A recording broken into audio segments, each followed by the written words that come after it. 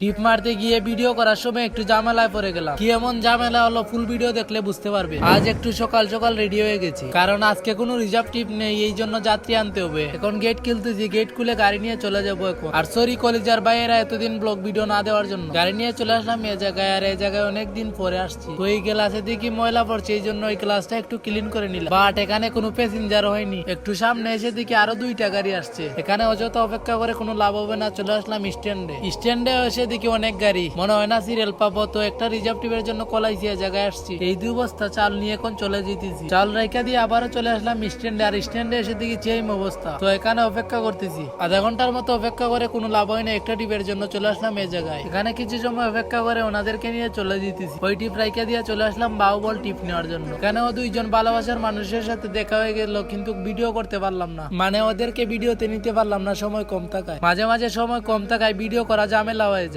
মালগুলো উঠিয়ে নিলাম, এখন চলে যাবো। আল্লাহ হাফিজ, সবাই ভালো থাকবে।